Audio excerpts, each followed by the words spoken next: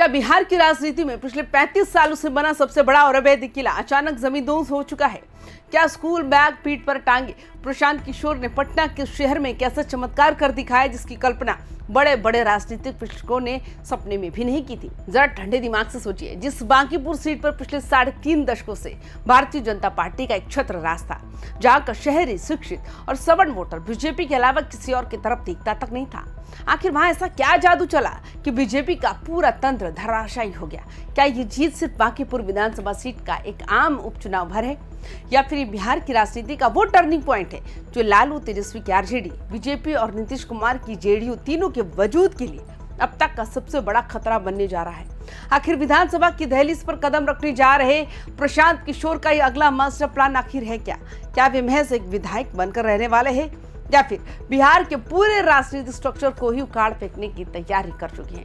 नमस्कार, आप देख रहे हैं वाइबिन बिहार झारखंड। मैं हूं आपके साथ मुदिता त्रिपाठी। पिछले साल जब बिहार में विधानसभा चुनाव हुए थे तो जनसुराज पार्टी का खाता तक नहीं खुला था। बड़ी बड़ी बातें करने वाले प्रशांत किशोर को जब एक भी सीट नहीं मिली तो राजनीतिक गलियारों में उनके चुनावी करियर का अंत तक घोषित कर दिया गया था।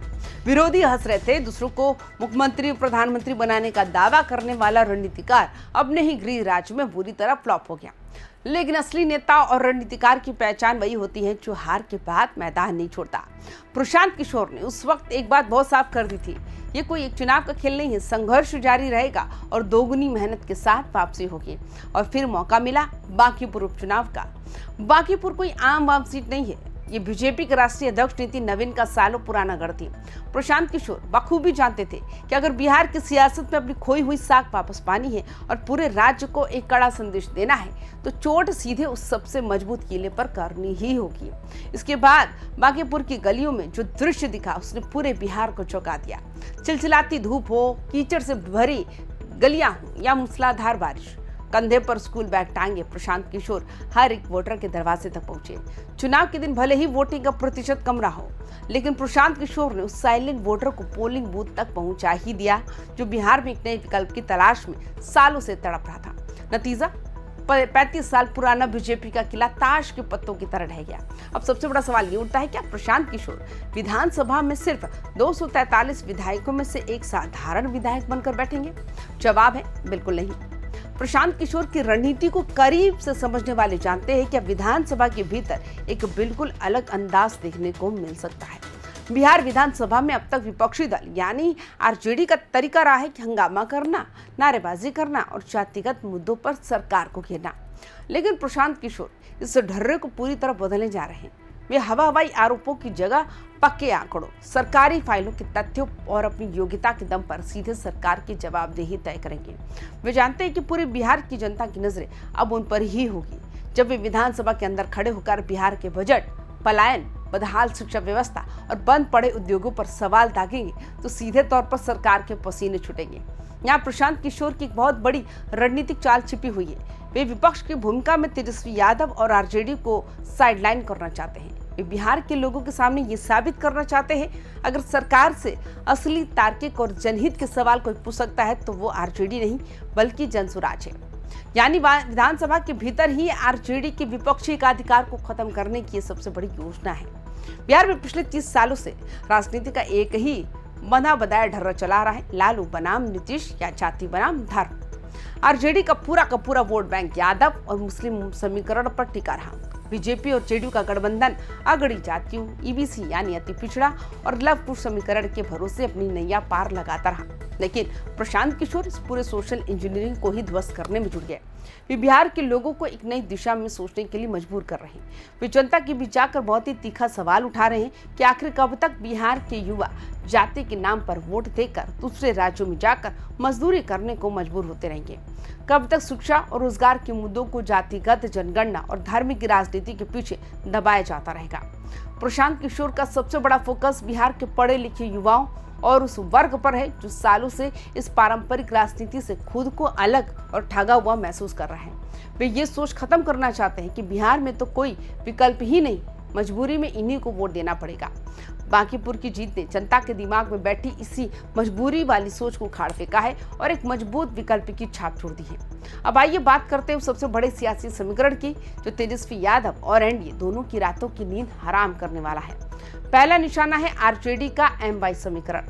प्रशांत किशोर लगातार मुस्लिम बहुल इलाकों में जाकर इस बात को बहुत प्रमुखता से उठा रहे हैं कि आरजेडी ने सालों से मुस्लिम समुदाय का इस्तेमाल केवल बीजेपी का डर दिखाकर एक सुरक्षित वोट बैंक की तरफ किया है, लेकिन जब बात हक, हिस्सेदारी और विकास की आती है तो उन्हें किनारे कर दिया जाता है। अगर जनसुराज मुस्लिम बहुल इलाकों में अपनी पकड़ मजबूत करती है तो आरजेडी के कोर वोट बैंक में ऐसी टूट होगी जिसकी भरपाई तेजस्वी यादव के लिए नामुमकिन हो जाएगी। इसके अलावा तेजस्वी यादव के लाख नौकरियों वाले नैरेटिव के जवाब में प्रशांत किशोर के पास बिहार के भीतर ही उद्योग लगाने और पलायन रोकने का ऐसा ब्लूप्रिंट है जो सीधे तौर पर युवाओं के दिलों को छू रहा है। दूसरा निशाना है नीतीश कुमार का सुशासन वोट बैंक। जेडीयू का सबसे बड़ा आधार वे मतदाता रहे जो लालू प्रसाद यादव के दौर के डर से नीतीश कुमार के सुशासन और विकास के मॉडल पर भरोसा करते थे, लेकिन अब जब स्थिति बदल चुकी है, नीतीश कुमार उस मुख्य भूमिका में नहीं दिख रहे हैं, तो उन साइलेंट और विकास पसंद वोटरों के सामने एक बड़ा खालीपन आ गया था। प्रशांत किशोर बहुत ही चालाकी से नीतीश कुमार के समर्थकों और उसके गैर लालू वोट बैंक को इमोशनली अपने पाले में लाने की कोशिश कर रहे हैं। वे उन वोटरों को ये यकीन दिला रहे हैं कि नीतीश कुमार के सुशासन का असली वारिस और विकास की सोच को आगे ले जाने वाला चेहरा अगर कोई हो सकता है तो वो केवल जनसुराज है। अब बात करते हैं भारतीय जनता पार्टी की। बांकीपुर की हार बीजेपी के लिए सिर्फ एक सीट का नुकसान नहीं है, बल्कि ये उनके सबसे सुरक्षित गढ़ में लगी बहुत बड़ी सेंध है। बांकीपुर जैसी शहरी, सवर्ण बहुल और पढ़ी लिखी आबादी वाली सीट बीजेपी का पारंपरिक वोट बैंक मानी जाती थी। प्रशांत किशोर ने साबित कर दिया है कि अगर सही रणनीति और मुद्दों के साथ उतरा जाए तो बीजेपी के स्कोर वोट बैंक को भी तोड़ा जा सकता है। पूरे बिहार के सवर्ण और शहरी वोटरों के बीच ये मैसेज बहुत तेजी से गया कि बीजेपी का विकल्प अब राज्य में मौजूद है और इसके पीछे प्रशांत किशोर की सबसे बड़ी ताकत है उनका पंचायत स्तर का नेटवर्क। अपनी हजारों किलोमीटर की ऐतिहासिक पदयात्रा के दौरान प्रशांत किशोर ने केवल भाषण नहीं दिए, बल्कि बिहार के हर जिले, हर प्रखंड और हर पंचायत से लाखों समर्थकों का एक पक्का डेटाबेस और कैडर तैयार किया। ये कोई ऐसा संगठन नहीं है जो सिर्फ चुनाव के वक्त रैलियों में झंडे उठाने आए। प्रशांत किशोर का ये नेटवर्क अगले 5 सालों तक गांव-गांव जाकर जनता के जमीनी मुद्दों, भ्रष्टाचार और स्थानीय समस्याओं पर लगातार आंदोलन करने वाला है। इतना ही नहीं, राजनीति की पुरानी परंपरा को तोड़ते हुए वे पारंपरिक बाहुबलियों और पेशेवर नेताओं की जगह डॉक्टरों, इंजीनियरों, पूर्व IAS, IPS अधिकारियों, प्रोफेसरों और ईमानदार सामाजिक कार्यकर्ताओं को राजनीति के मैदान में उतार रहे हैं। ये प्रयोग बिहार के उस आम नागरिक को बहुत आकर्षित कर रहा है जो राजनीति की गंदगी से तंग आ चुका था। प्रशांत किशोर कोई नए खिलाड़ी नहीं है। 2014 में नरेंद्र मोदी की लहर से लेकर 2015 में नीतीश लालू का ऐतिहासिक गठबंधन, 2021 में बंगाल में ममता बनर्जी की प्रचंड जीत से लेकर तमिलनाडु में स्टालिन की सरकार बनाने तक वे हर पार्टी की रग रग से वाकिफ है। उन्हें पता है किस पार्टी की क्या कमजोरी है और किस वक्त कहां वार करना है।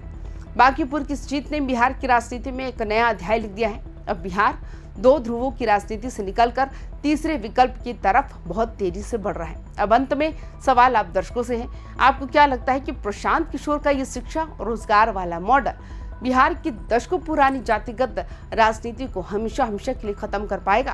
क्या बांकीपुर की ये जीत 2027 और 2028 के चुनाव में बिहार के अगले मुख्यमंत्री का चेहरा बदलने का पहला इशारा है, या फिर आरजेडी और बीजेपी आने वाले समय में प्रशांत किशोर के इस बढ़ते रथ को रोकने में कामयाब हो पाएगी?